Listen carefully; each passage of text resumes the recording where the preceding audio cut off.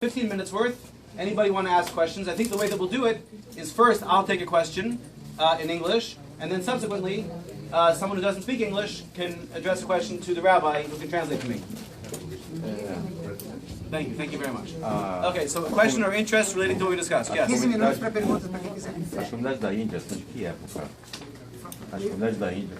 Mas no Communities in Brasil, India started when? The communities in India, when did they begin? yeah. Okay. The most community. They have only one. So let me wait actually for get a little order. Let me wait for a little order. People who want to leave. Anyone who is staying, if I can ask please to be quiet so that we can follow everyone's questions. Sorry, I apologize. Quem quiser ouvir, por favor, fique em silêncio, aí eu não consigo participar. Okay, so what's your name? Nissim. Nissim. So Nissim is asking, with regard to the Indian Jewish communities, how far back do the oldest ones go? Well, there were certainly Jews who ended up in India in very, very, very early times, but we have no descendants from them. We have no records of them. The oldest community that we know of would probably be the Shaniwar Teli. Most because the Bnei Menashe, I'm claiming, are probably not descended from Jews. If they are, the Bnei Menashe might in fact be the oldest community in India. Although even they themselves claim they traveled through China and ended up in India 1,000 years ago. But the Shaniwar Teli we know have been there for about 2,000 years. You want to hear something interesting? Most likely, you know when the Shaniwar Teli ended up there, and this is one of the stories they claim? They say that they ended up there during the Hasmonean revolt, during the Maccabean revolt, the Hanukkah revolt, when there were many, many Jews in Israel who wanted to be Hellenists. They said, let's have a gymnasium, let's study secular studies. And the Maccabees, who were very, very, very fanatic, much more fanatic than any of us would be today, the Maccabees said, no, we have to have just Torah, pure Torah, no secular studies at all. Later on, the Maccabees ended up becoming more of a Chabad approach.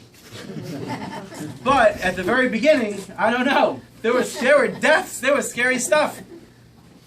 In any case, there was a lot of Jews who said, we don't want to get involved. We think the Maccabees have a point. We think the Hellenists have a point. We think eventually you guys will figure it out. We don't want to get involved. And they left. They claimed, the Shaniwar Teli claimed that is who they are. They left during that period. This period occurred approximately 200 years before the start of the Common Era. 200 years before Jesus. So that's the definition of the oldest community that we can be pretty confident about. About 200 years, 2,200 years ago, near Bombay. Sim. Provavelmente a comunidade mais antiga da Índia é o Shaniwar Teli, apesar de que se os Bnei Menashe realmente eles são os mais antigos, porque ele foi, seria 2.000 anos atrás. E o Shaniwar Teli seria mais ou menos 1.000 anos atrás. Tá? A origem provável, que eles dizem que é a origem deles, eles teriam chegado na Índia na época dos Maccabees, na época do milagre de Hanukkah, que é mais ou menos 200 anos antes da Era Comum. Ou seja, eles não queriam se envolver nas questões ali. Por um lado, os Maccabees, eles eram muito contra a cultura grega, por outro lado, tinha aqueles que eram a favor da cultura grega. Enfim, eventualmente, os Maccabees acabaram adotando mais para frente, depois que eles fizeram a revolta e derrubaram os gregos, eles também assumiram alguma coisa da cultura grega, mas seria um grupo de judeus que teria saído de Israel naquela época e chegado eventualmente lá na Índia. It's still going. You restarted. It's the third one. Thank you very much. Okay, we only have time for 2 more questions. Happily, the drinks and food are coming. Good. So people will be excellent idea. People will be able to. Great. Let's make sure these get passed around. Let's make sure everybody gets some. Let's take a break over here for a minute. I'll take a question meantime. Yes. Yeah, I heard about the Afghani. And you'll be next, okay? You'll be next. Afghani community. There were just 2 Jews. That one don't speak to the other. Yes. There's 2 Jews, 3 synagogues. Yes. The ones. That's the joke. The joke he's saying, in case anybody does not yet know it, the joke he says is that, like, you know, there's a Jew found on a desert island, right? And he has 3 synagogues. Why 3 synagogues? He explains when they come to rescue him. This is where I daven during the week. This is where I daven Shabbos and holidays. This synagogue, you wouldn't catch me stepping foot into that synagogue. Bunch of shkutzim. But that's why there were 2 Jews. So yes, in Afghanistan, there were recently 2 Jews. One died. Now he doesn't talk to himself. But now there's only 1 Jew living in the old synagogue in Afghanistan. But more relevantly, the Pathan of Afghanistan, the Pashtun, the people who make up much of the Taliban, many people consider to be Jewish. For example, the fellow leading the charge now to bring the Bnei Menashe, my cousin's people, into Israel, his name is Michael Freund. He writes in the Jerusalem Post all the time. Michael Freund, I don't want to say, okay, it's difficult, but Michael Freund has an opinion that everybody should be Jewish. We should convert everybody. He had a Hillel sort of opinion. You know, like Hillel, it came to Hillel in the Talmud, somebody walks in to Shammai and says, Shammai, I heard that the Kohen Gadol, the high priest, he gets to wear a garment with 12 precious gems. I want to be the high priest. Shammai takes a ruler and chases him out of there. He goes to Hillel. Hillel says, wow, that's fantastic. Start studying. So he starts, Bereshis in Onfang, he learned in Yiddish. Bereshis in Onfang, Borle, Kimdim, Bashefer, Bashafen. Finally, eventually, he gets to the part about the Kohen Gadol. The Kohen Gadol has to be descended from Aaron. It says, L'chol Zor, anyone who's not descended from Aaron who enters just gets killed in the temple. He said, Oy vey, I can't be Kohen Gadol, but still I want to be Jewish. So, this approach, you should make everybody Jewish, is sort of Rabbi Freund's approach. It's not an approach that I necessarily think is a very good approach in these days. In Hillel's days, I'm sure he knew better. If I lived in Hillel's days, I would say, Hillel, whatever you say goes. But we're not living in Hillel's days. We're living in different times. And I don't know necessarily they should make mass conversions. He wants to convert almost all the people of the Patan, the Pashtan, living in Kashmir, living across the border in Afghanistan. He wants to convert them to Judaism. He says, for example, they shuckle. When they daven, they shuckle. What more do you need? But also, Yitzhak ben Tzvi, in addition to my relative, Yitzhak ben Tzvi, the second president of Israel, he claims that they have some relevance to Judaism. So there might be some slight ancestry of Jewishness that they might actually have. But that's the story of Afghanistan today, the real Jews, the 2 and the 1, and also of thousands that if Michael Freund gets his way, will come to Israel and do the wonderful things they're doing in Afghanistan. Todo mundo entendeu? Não? Mais ou menos? Tá, a questão aqui é... Está falando sobre os judeus do Afeganistão. Sim? Então, em suma, que se sabe só tinha 2 judeus no Afeganistão, um brigava com o outro, não falava com o outro, enfim. Então, quando um deles morreu, aí o outro não conversa nem consigo mesmo. Tá. Em suma, a ideia mais ou menos ali é complicada. No entanto, existe sim uma possibilidade de ter um grande número de judeus lá no Afeganistão, né? Que é a seguinte, existem umas tribos Patan e uma outra lá, Pashto.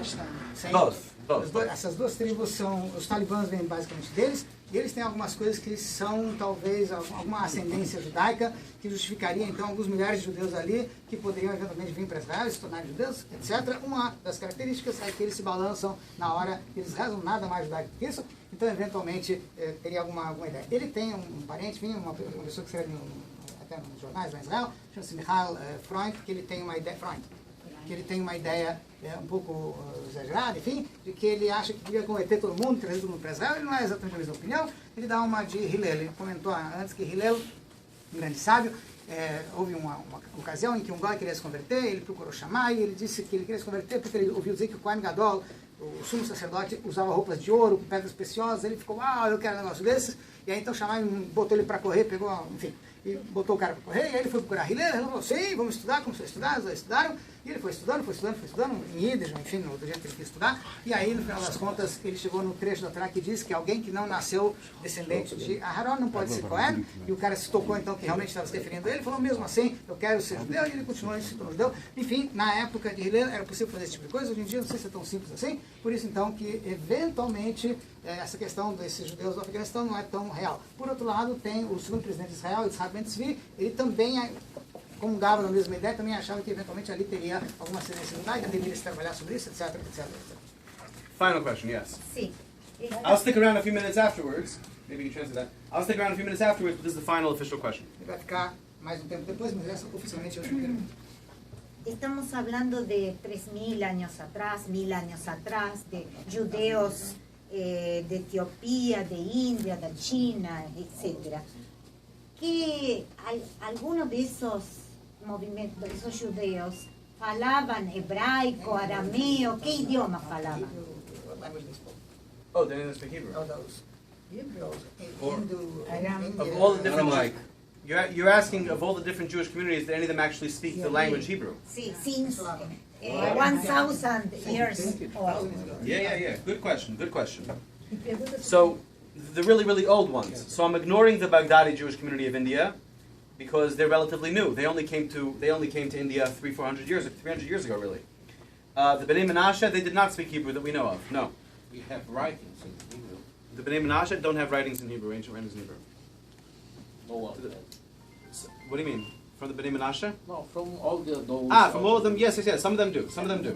The Kochini Jews, yes, they did have a tradition of Hebrew, and this tradition goes back as far as we have extant documents. In other words, of course, documents deteriorate all the time. Jews believe that you should bury old documents, old sacred texts. But we have Hebrew from the Jews of Cochin, not a problem. Hundreds and hundreds of years they go back, almost 1,000 years. From the Shaniwar Teli, they spoke a little bit of Hebrew. They had the Shema Yisrael, they had a few other words. That was it. That was it. Otherwise, in China, as a matter of fact, I didn't discuss very much with regards to China.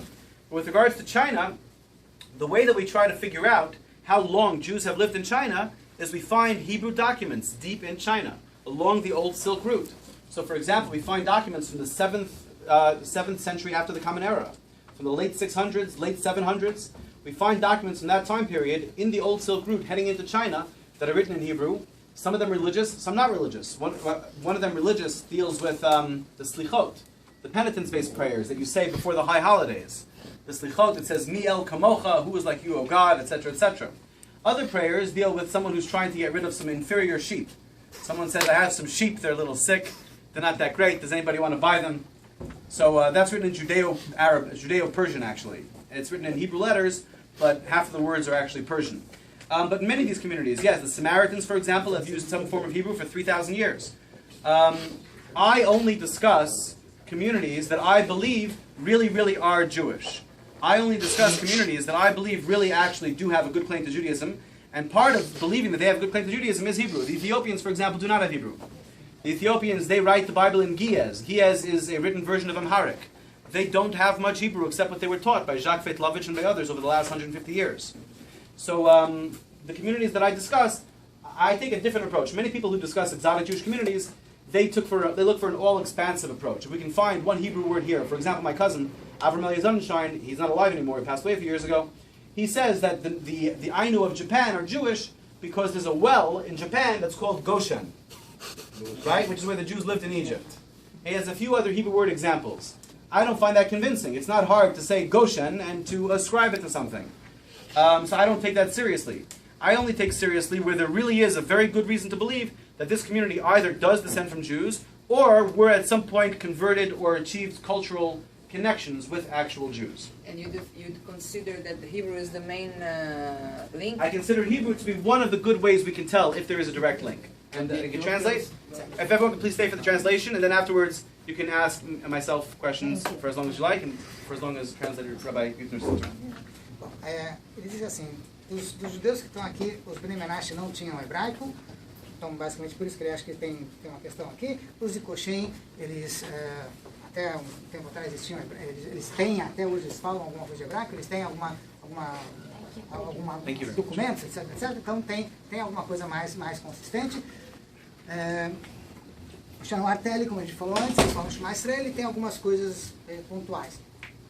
Na China, realmente, você tem documentos, existe uma rota da seda que atravessava a China, e, enfim, até a Europa e tal, e na rota da seda você encontra documentos dos anos 600, 700, onde lá você encontra pelo menos 2 documentos em hebraico persa, o hebraico como era falado na Pérsia, enfim, que um fala de questões religiosas, slichot, etc, etc, e outro fala sobre alguém que estava querendo vender uma ovelhinha que estava doente, enfim, alguma coisa assim, que não era uma questão religiosa, mas ali você tem uma coisa mais palpável, que você tem um hebraico, você tem uma coisa que prova. Ele diz que, de modo geral, ele se ocupa com comunidades que têm um hebraico mais forte, que tem alguma base mais sólida de hebraico. Por exemplo, os etíopes, eles não têm hebraico, os documentos deles são em Ge'ez ou em Amharic, uma outra língua, enfim. Então é muito difícil dizer que eles têm realmente uma base judaica. Os Shomronim, os samaritanos, eles... Os samaritanos, eles têm documentos em hebraico antigo.